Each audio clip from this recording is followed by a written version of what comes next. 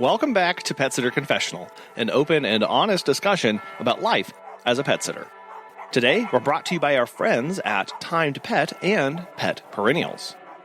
Being a kind and ethical pet professional is more important than ever as clients start demanding more from their pet care providers than ever as they become more educated and aware of their options out there. And so to talk about this and many other things in the pet care industry, we're really excited to have Helen Motteram, owner and founder of the Pet Pro Network. She's also a behaviorist and works in rescues and all sorts of things. So Helen, I'm really excited to have you on the show today and talk about this topic with us. For those who aren't familiar with you, the network, or some of your previous work, can you tell us a little bit more about who you are and what you do? I'm Helen. I'm from a little town called Cheltenham in the UK. And 9 years ago, I reached burnout and I was unfortunately being bullied in the industry with my business Social Pause. And I decided to set up a free group on Facebook just to help connect the dots. And then it just grew from there. And one day I went, I want to create a proper organisation. So, to have all those standards, professional look, and that's kind of where the Pet Professional Network originated from. So it's our 9th anniversary this year, and I've been in the pet care and pet training industry since 23 years. That's quite a while, probably longer than that. Yeah, it's a long time. Long to remember. Right. Well, what was life for you like before you got into the pet industry? I I've always been working with animals from a very, very young age. So I can't remember my first job. I worked in a jewellery shop. So that was back in the day. And then I started doing some work just as sort of a local dog walker. And then I went off and worked at the animal shelters and the rescues. So I've always been interested in animals. I remember when we were at infant school, we had to dig up and plant one of those time capsules, the ones where you put, And I remember putting on it. I've never seen this time capsule, probably won't ever see it because it's for the next generation. But I would remember saying I wanted to be a vet. Now, unfortunately, I couldn't achieve those kind of grades, but I still went off to university, did the animal biology, but I never could achieve the grades to become a vet. And to be honest, I'm not a big fan of blood. I think I would have got far. So, yeah. It's kind of a big thing in that field. Exactly, yeah. Well, you mentioned that you were in the industry and you were starting to be bullied. And I know this is a sensitive topic for a lot of people, but, is that something that you see is common in the industry from professional to professional? I don't see it as commonplace, but I do find that it's a tough industry sometimes. And sometimes it can happen to the people you get close to. Maybe there is a change in communication, or maybe you want to follow a similar route as somebody. So I remember it all started with me when I went from kind of doing the pet sitting and the dog walking, and I really wanted to specialise in anxious dogs. And there was another lady doing that as well. And I think maybe she felt I was stepping on her toes, but we cross-referred, we networked, and then the relationship just became rather toxic. And I'm an extremely kind and open and honest person, and it started off as a bit of sort of internet bullying, but very like you wouldn't notice. It wasn't like someone was bullying you at school, because I got bullied at school, which was absolutely horrific, but we won't go into that. But it was kind of very subtle. So I picked up the courage and I picked up the phone. I had a conversation with this person and we just parted our ways. But it made me feel like, at first I was like, what have I done wrong? Because I really didn't do anything wrong. I was just trying to collaborate, cross-refer. And there's enough anxious dogs in this world to help. So it was a real struggle.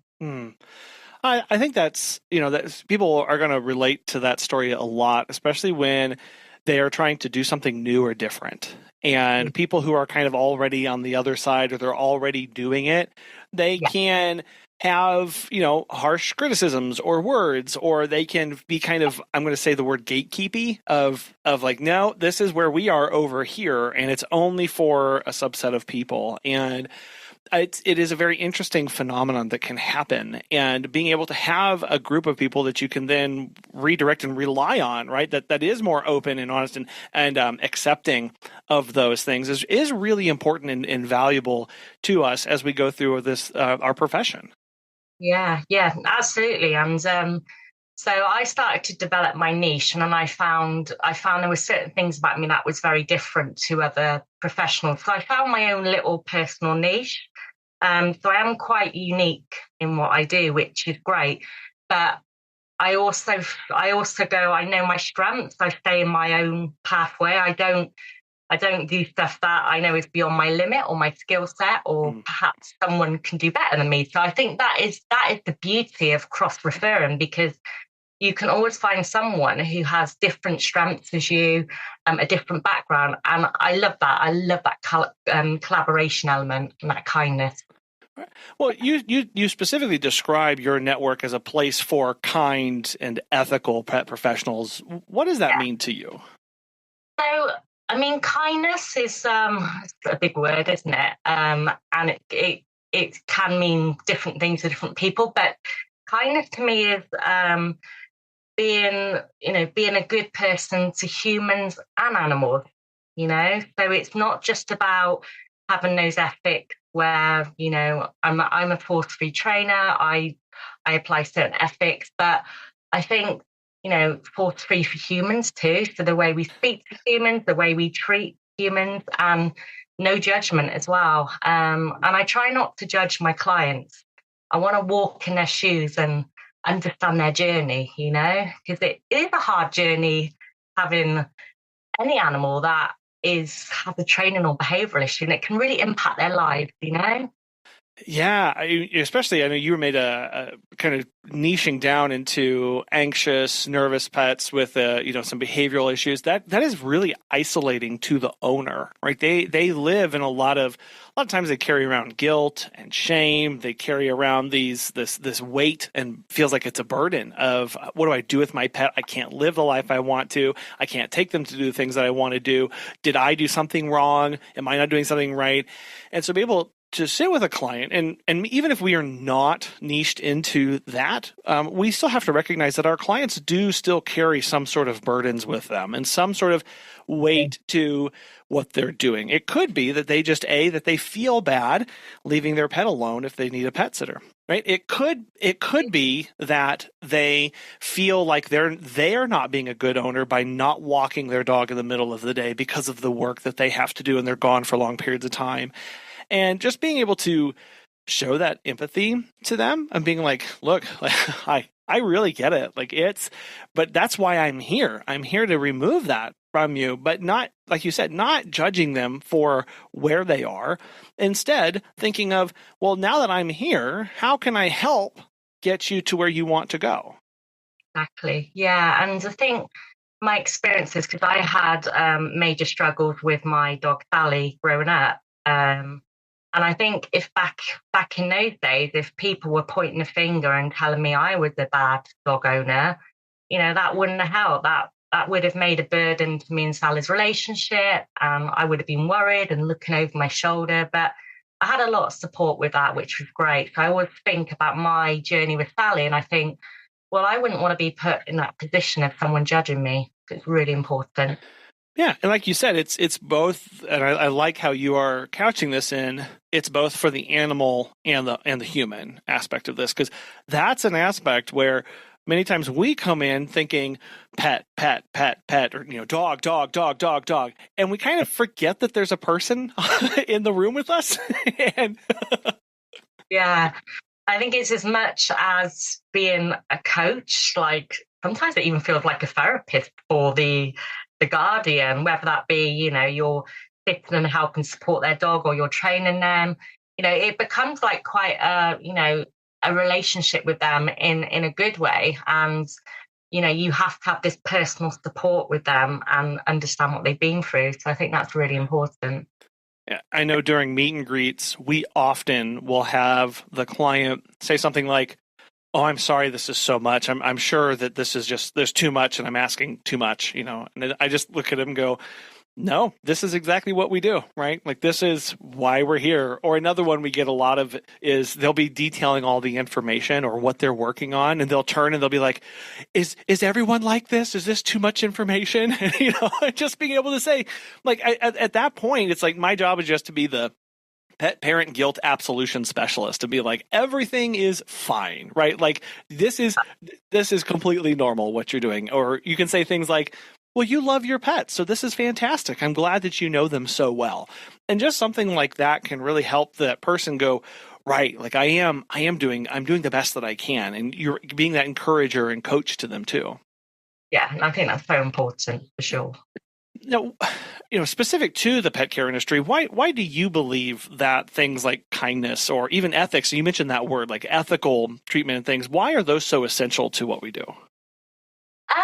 Well, being someone who has pet sitters regularly coming around, and I've also had pet behaviorists help me with my birds. I want my animals to be treated with respect as an individual. I wouldn't want any harm done to my animals.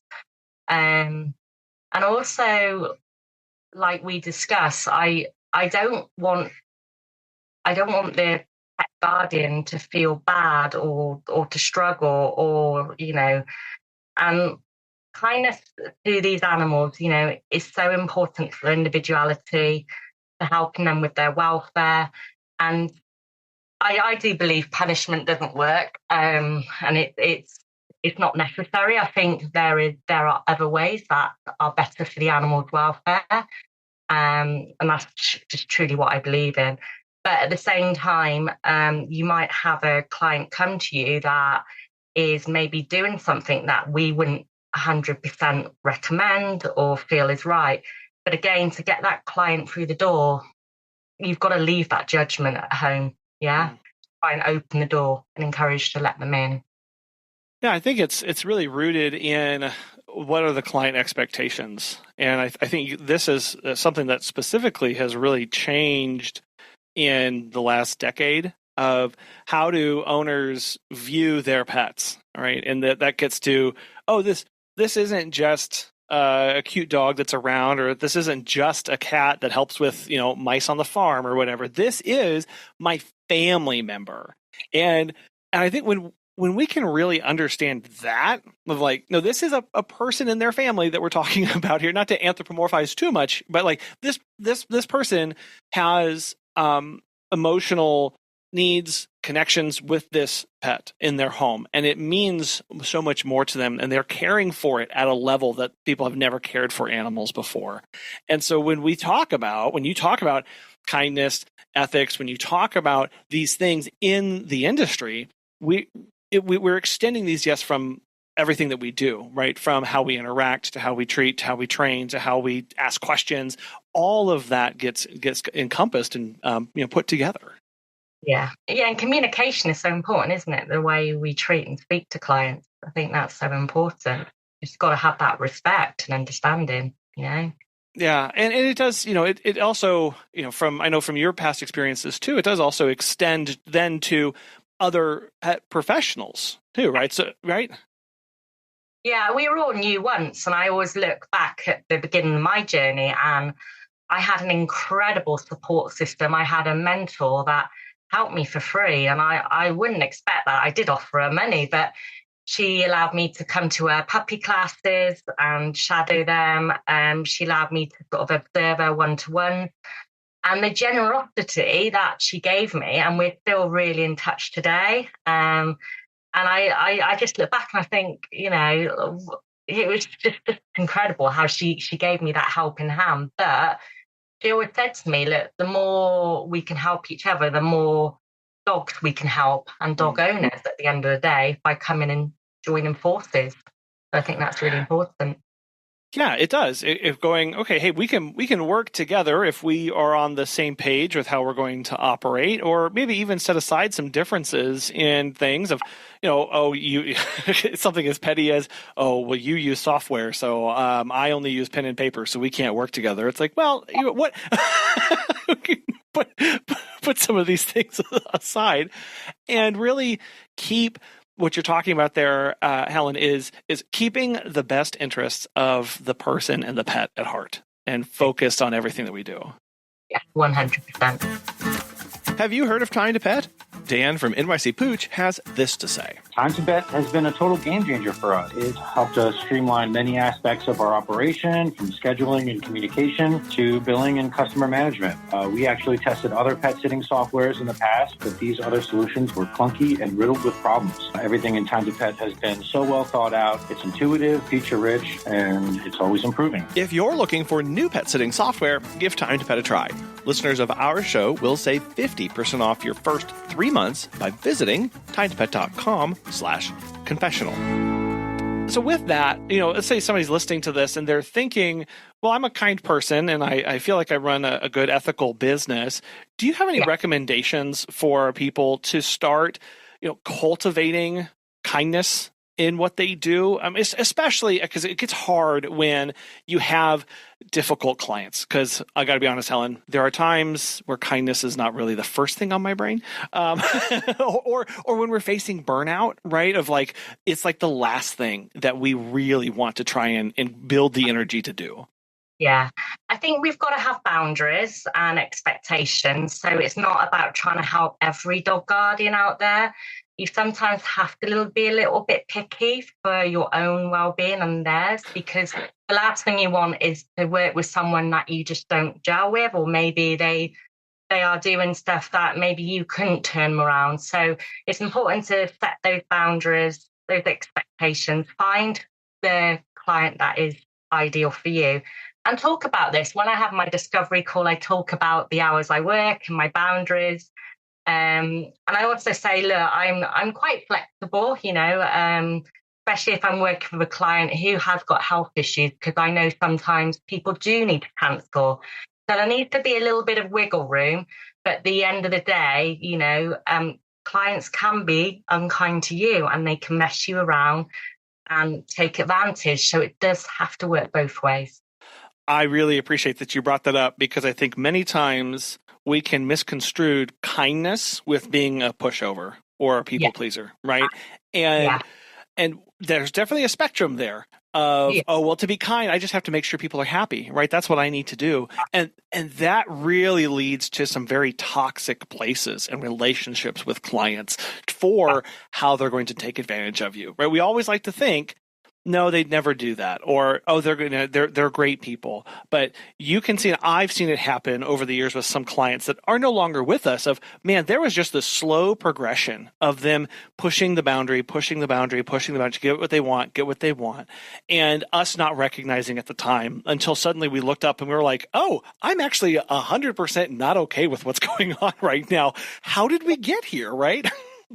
It is challenging. I mean, over the years, I've had my challenging clients, but actually I can say the past year has been incredible, because I've really got the right message and communication out there, and all the prep work we do and the expectations, So I find in the people I'm working with at the moment, they really do gel with me as well. So I'll turn up to the house and they'll be like, they've got like a marathon photo on the wall because I run marathons, and I'm like, oh, you're a runner too.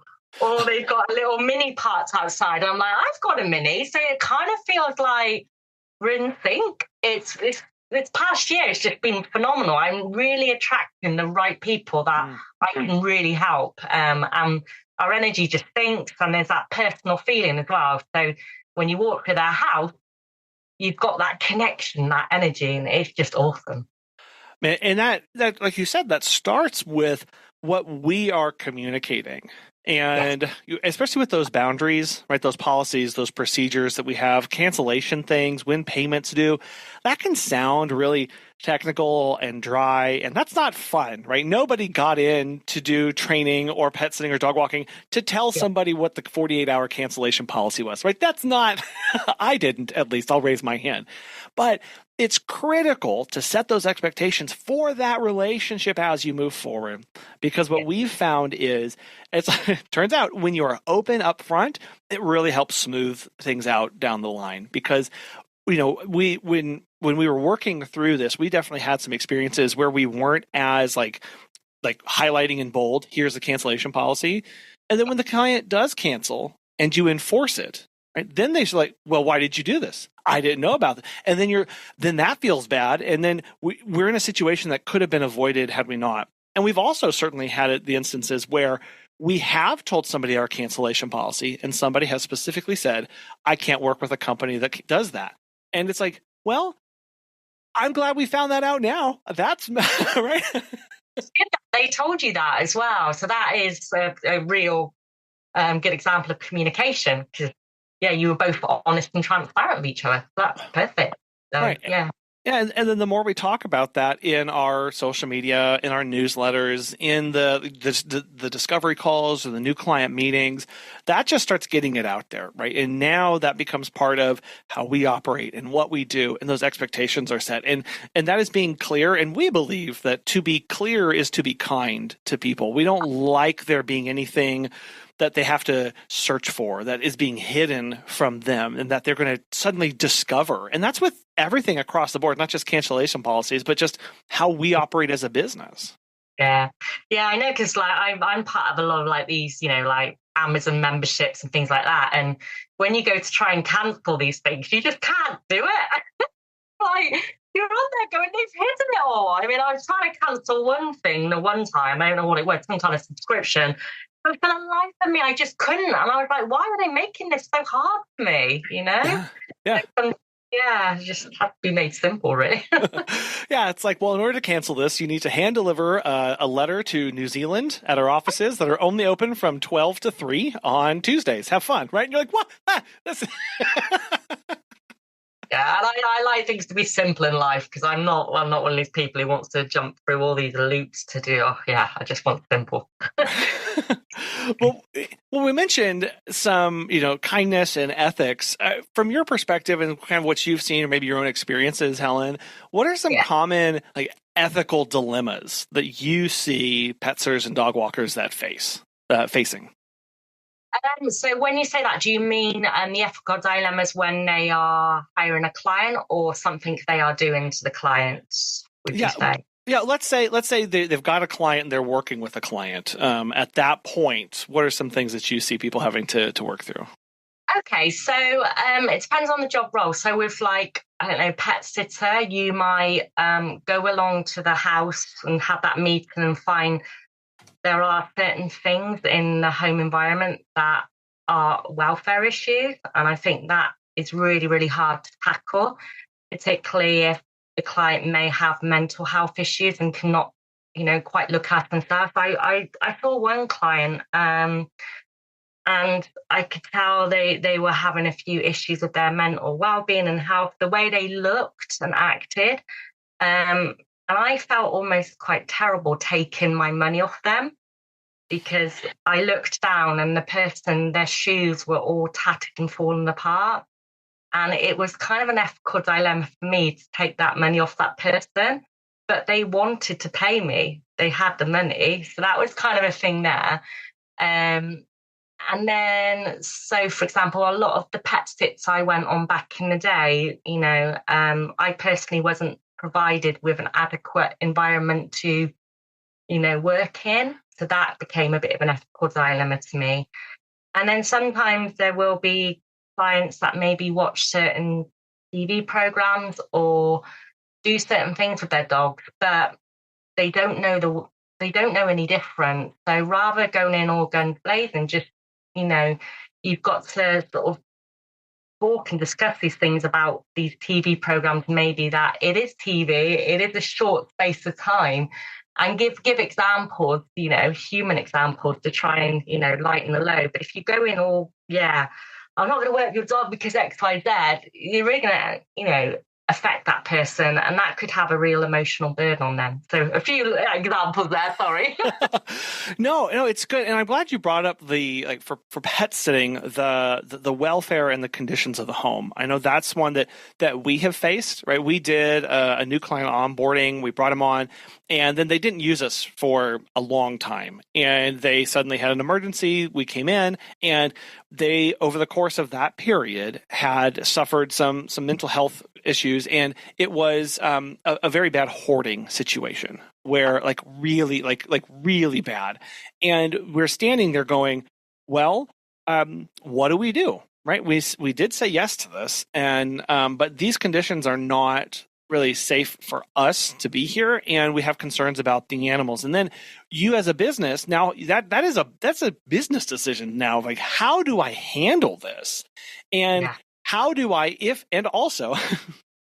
if we hold being kind to others, really, if that's a top priority for us, how do I address these ethical dilemmas while being kind and while treating somebody with respect? And that's all of a sudden where we go, again, I didn't sign up for this. I just want to walk dogs, or I just want to take care of cats. And now I'm walking the situation that I never expected to be in. And honestly, like, a lot of us, we go, oh man, I don't want to be here. Like, this doesn't feel good having to walk this. Yeah, I mean, I do have a really good example, actually. Back in the day when I was doing a house sit for a well-meaning lady, the house was amazing. She looked after her pets, and she said, oh, I do have an unusual pet. She didn't tell me about it. She said it does bite. And I said, okay, the ferret. Yeah. And I don't know whether you have pets out there, ferrets. Many people have ferrets? They do have them. They're not as common, but yeah, we do encounter them every now and then. And every time I'm like, I didn't grow up with ferrets or have a lot of experience with them. So every time I see one, it's like, I don't know what to do with my brain kind of short circuits a little bit. Yeah, and then, so he was in like a rabbit hutch outside, which on the way out, I was just like, okay. She said, all you really need to do is just feed and water him, you know. And then the first day I got there, I opened up the hutch, and it was just crawling with maggots everywhere. And so I approached her, because obviously I wasn't going to leave that animal like that. I said, to be honest, he's really hard to handle. He does bite. She goes, yeah, I'm actually scared to clean him out myself. So I've just been kind of, and I said, well, why, you've got the ferret. Did you mean to have a companion as a ferret? And she told me then the backstory. She said, oh, it was going to be put down. It was an ex-hunting ferret, but it was a failed ex-hunter. So she said, I saved it. So she was doing the best she could by saving that ferret. And I said, I tell you what, I'll take it. So off I went. I got this massive enclosure, brought it back home, took the ferret home, and he had a lot of deep-rooted trauma, bless him. And when he bit, I tell you, he bit really down to the bone. So I took him on. I bought this big enclosure. It cost me more than the bloody pet in the end. But she was so grateful. She's like, you basically saved his life. She said, I couldn't have had him much longer. So that was kind of an ethical dilemma. I think I went above and beyond then, but I just couldn't. It was fun. So I learned a lot about ferrets. I got another ferret as the partner for him, and oh my God, they were like the best companions. And he did get better. He didn't bite anymore. I trained him. I worked with his behavior, and he didn't bite me anymore. So I was like, yay! It's a win for everybody, right? And it is. It just goes to show that whether it is you encounter somebody who has different training methodology than you're comfortable with doing, or you encounter the welfare issues or the home conditions, or maybe it's the client has a dog and they want you to do a big 1.5 hour long walk, but the dog just health-wise can't physically do that. We have to have that conversation, and when we have to just understand how we work through that. And what that means is we have to have clear values at a personal level and as a business level to know how to navigate that. Because otherwise it's like, well, which direction do I step? We have to know, where do we actually stand, and what does our business stand for, to know how to navigate those.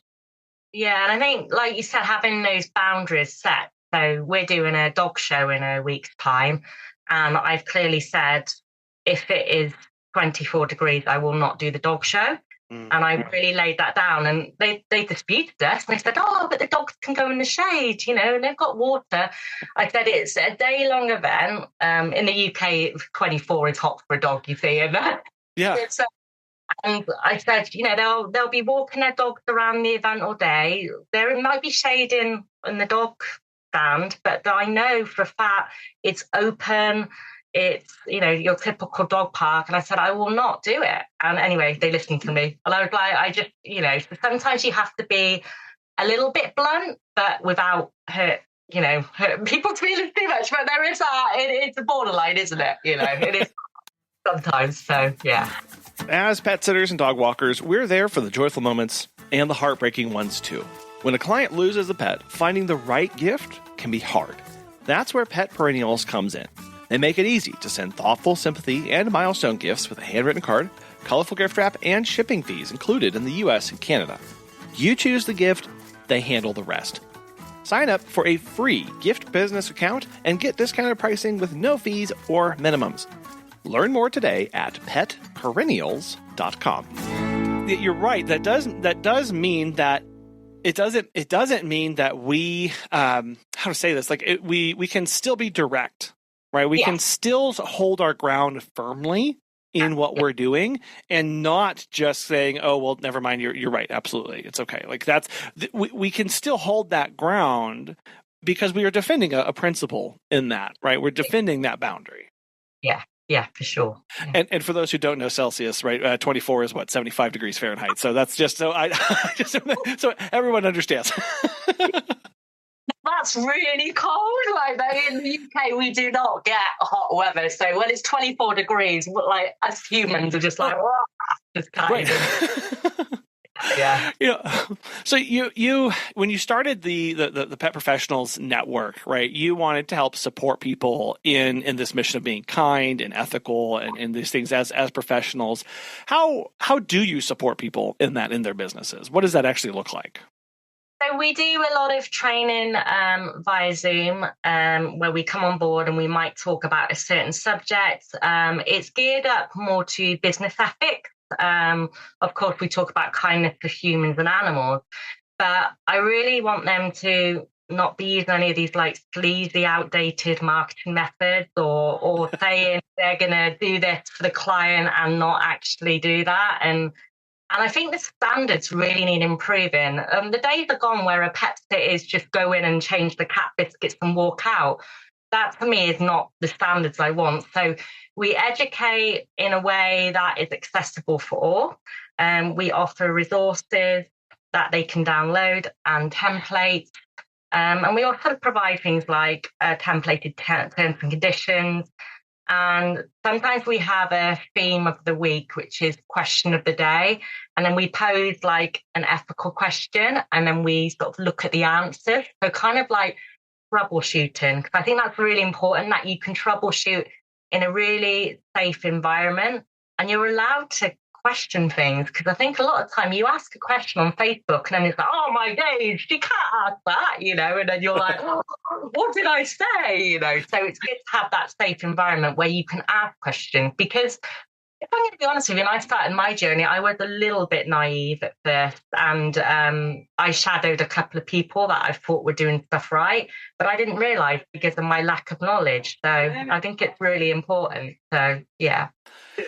Yeah, having that ability to bounce ideas back and forth off of is fantastic, and that's where you go, oh man, can I ask this question? And it's like, well, honestly, like, yeah, we need to, because we don't know what we're going to encounter, and we don't know, right? Is it okay to talk about how do I address a concern over a dog's weight with a client, or how do I address a concern over the nail length with a client, or how do I address a concern over this or over that or what this situation I'm in? And we may go, oh, that'll never happen. Like, well, give it time.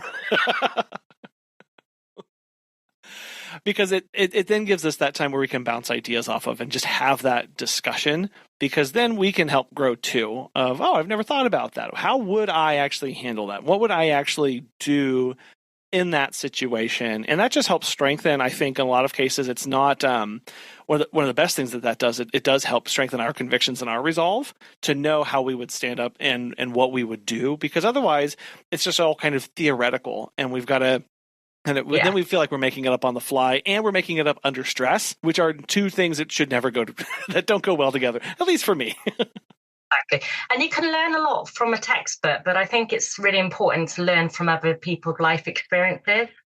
I've been in an industry quite a while now. I've seen the good, the bad, and the ugly, and there's going to be other people in our community who maybe they've just started their journey, so they've not actually experienced these situations. They don't know how to handle them. So by having other people who are later stages of their journey, they can ask them for advice and share ideas, so that when they come against the bad and ugly, they know what to do. So they're prepared.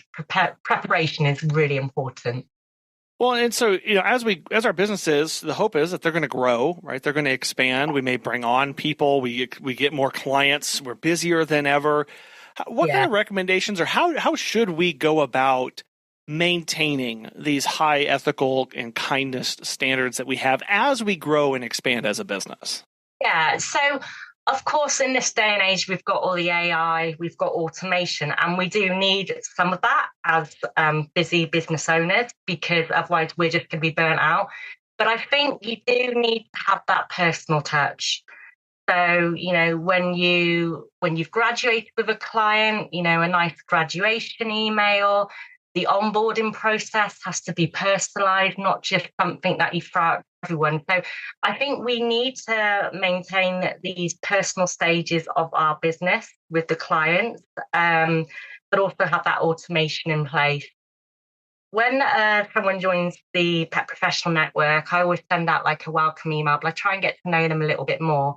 And when they leave the community, I thank them for being with us. And people's journeys change, and sometimes people have got the most from the community. So I always thank them and say thank you for being with us, because I think it's these little steps that are just so important to know that you're a valid person and, a valued person that we're thinking about it, not just a number, not just another client, not just a dollar sign, I think that's so important. Yeah, and that means that it does take more time, right? That's more energy, that's more attention that's being called from us, that is demanded of us in order to do that and do it well. But it's so powerful on the back end. And when we think of, it's something as simple as, when I write the email, I should probably just say hi and insert the client's name instead of just my copy and paste. Like, that's like kind of like minimum there of just saying like, hello, fellow client, or hello, future, how are you? Like, no, if you just say, hey, hey, Cheryl, what's going on? Welcome to the company. Glad to talk, see how we can help you. Even that little bit of customization and personalization goes a long way for helping people see, seen, and known. And that does mean we have to budget our energy. We have to have other systems and processes in place to allow us that ability to take the phone calls, right, to respond to the messages, to do all of those things, to maintain that touch. But it is well worth it on the back end for the relationships that we maintain. Yeah, and I know personally at the moment I'm struggling with my rescue work, so sometimes I don't answer that email as quick as I should. I'm actually really usually good at answering emails, so but I do explain, and I think people sometimes know certain times of the year we do get busy, Christmas time. You don't want to be answering emails on Christmas Day, do you? So I think there is that understanding there, from our clients that they're busy, we're busy. But again, it is nice to keep that personal touch. And what I do is I bookmark a date in my diary. So when clients graduated, I bookmark 3 months, and then I check in with them. And then I do it another 3 months. And then sometimes I'll even do it 2 years later. Especially if something reminds me of them. So I'll be like walking into a gift shop and there's a picture of a German Shepherd that looks like a client's old dog. And I'll literally just email them and just say, I've just seen this picture. Because that's what I do. I've always done that. And I love that little I thought of you, because when people tag me on Facebook or go, oh, Helen, I've just seen a crow picture, I'm like, oh my God, they thought about me. And I really like that. That's so special, So, yeah.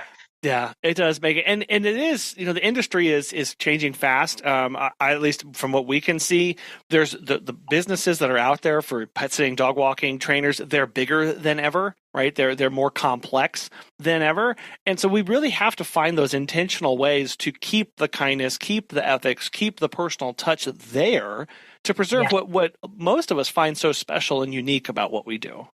100%. Yeah.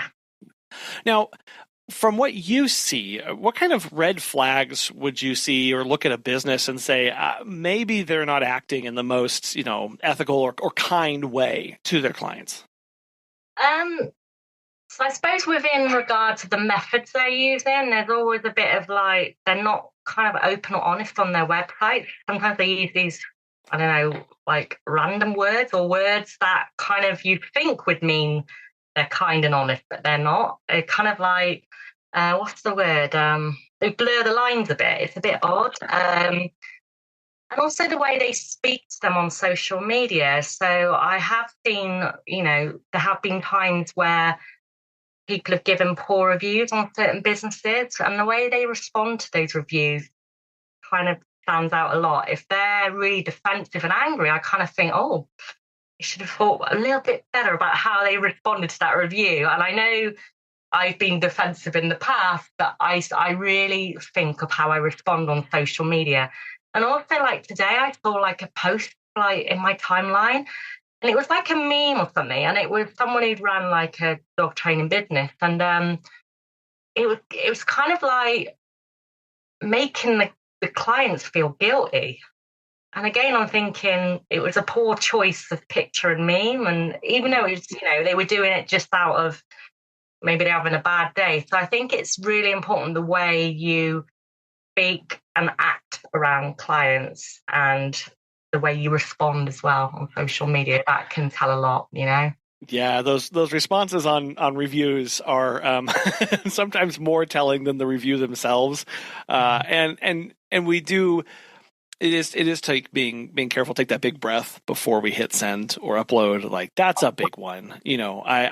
We see sometimes too where people they're trying to talk about a tricky subject for a lot of people is to talk about how their services are different than something else, and and it's easy to then fall into bad mouthing or trash talking the other people instead of talking about the positives of where you are. And it always just leaves a bad taste in your mouth when you read what they're writing. You're like, I don't know if that's we need to work on rephrasing that a lot. Yeah, I saw a post this a couple of years back, and it was someone who did home pet sitting, and they were discussing kennels, boarding kennels. And they were basically saying, you don't want to be putting dogs in kennels. The standard should be home pet sitting. And I thought, that's a bit off for those boarding kennels that do have that high standard, and people do want their dogs to go into kennels. So I felt that was a little bit, you shouldn't be putting them down to make your staff look better. But whether they meant it to come across that way, but it seemed like they were totally against the kennels idea, and everybody should do home boarding, which would be impossible, Right. And that's that line of I need to talk about how I'm different, but I need to do that without, putting other people down or mudslinging or things like that, because that now all of a sudden we're breaking our kindness rules, we're breaking our ethics rules, we're not treating other people well. And we're also not being honest with the client, because we all know there are very legitimate reasons to choose one over the other, depending on the client expectations and what the dog or cat needs.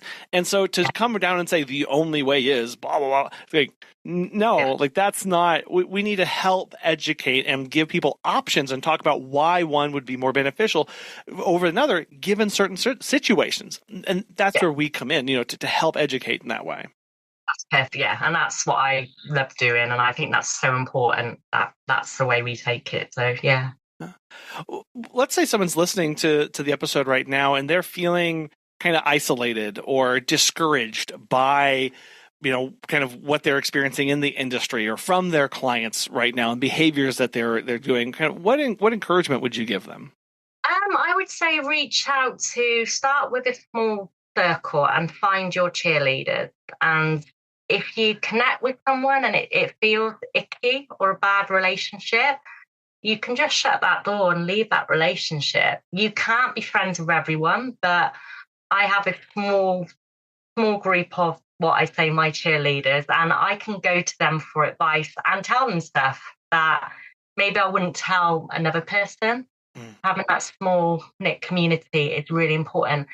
And also, don't spend too much time on social media. Oh my days, I was on that TikTok last night and I went to bed as anxious as anything. So I watched all these like horror stories and all the, conspiracy theories.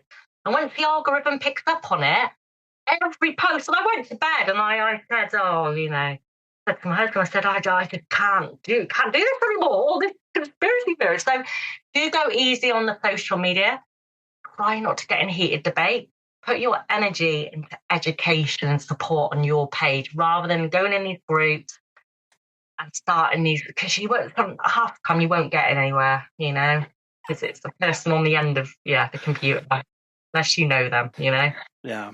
Well, I think what that recognizes is first step is recognize what we have control over, and that I can choose to be present for the toxicity and be present for the bad behaviors, or I can choose to leave, right? Like that is in our purview. And we should be really empowered by that. And yes, it's scary, especially if it's a client and they're paying us and we have to shut that door on them and say, no, thank you. That's less money. We're worried about bad reviews. We're worried about long-term things. But if we really value our peace, our how we're doing, that sometimes that's the best thing that we can do. And same thing with social media. I fall into the same thing where, man, it just loves feeding you video after video after video. And then either it's just 3 steps from something horrible, right? It's like 3 videos later and now I'm in toxic land. It's like, oh, I don't want to be here. Or I end up staying up too late. And so I don't get good sleep and I wake up tired and groggy and I just repeat this cycle. And then all of a sudden I'm impacting my sleep. I'm impacting how I interact with other people. And I need to, shut some of these other doors around me to really protect myself because and recognizing I'm valuable. I'm worth that. And when we talk about being kind and ethical, it's to clients, it's to pets, it's to people in the industry, it's business ethics. It's also being kind to ourselves first and foremost. I think we are so mean to ourselves sometimes, putting ourselves down and saying we can be better and not giving us those boundaries and that space. So making sure you switch off that phone at night, having time with your partner or your family or your friends, and making sure you're giving yourself that break, because if you're going to be burnt out, you're not going to be able to help those clients. And I know when I'm grumpy or tired or grouchy, that energy is going to go on to my clients and they're going to know that because they know when I'm grumpy. They're like, oh, didn't sleep so well last night. And also, because you can tell when your energy is, is down. So, yeah. Well, Helen, I want to thank you so much for coming on the show today, talking about this really important topic of kindness and ethics in the industry and how it really should be, the foundation of everything that we build from and do to build a place that both we want to be and attracts other people to the industry to be the amazing place that we know it can be. So for those who would love to reach out, get connected, learn more about the network and everything, how best can people do that? So our Facebook page is the Pet Professional Network, and we have a website, petpronetwork.com, and I have my own website, Helen Motteram, and I'm always present on my profile on Facebook. So if you drop me a message, I'm usually a lot quicker to respond there. Cool. Well, I will have links to those in the show notes and on our website so people can get connected with you right away and start learning about that. Helen, this has been just an immense pleasure. I'm so thankful for you taking time out of your busy day to come on and talk with us. Oh, cheers. Thank you. Running an ethical business means taking care of both the pets and the people that we interact with. It also means making sure that we are taking care of ourselves. Having a group of people around you to encourage you, to cheer you on, to run ideas by is one of the single best things that you can do to make sure that you are taken care of. And unfortunately, it's one of the first things that we chuck off to the side because we don't have time and we think we don't need it. In order for us to stay on track, in order for us to operate as best as we can, and for us to operate an ethical business, It means taking care of ourselves. It means having a group that we can go to so that we can make sure that we are okay first and foremost. We want to thank today's sponsors, Time to Pet and Pet Perennials, for making this show possible, and we really want to thank you so much for listening. We hope you have a wonderful rest of your week, and we'll be back again soon.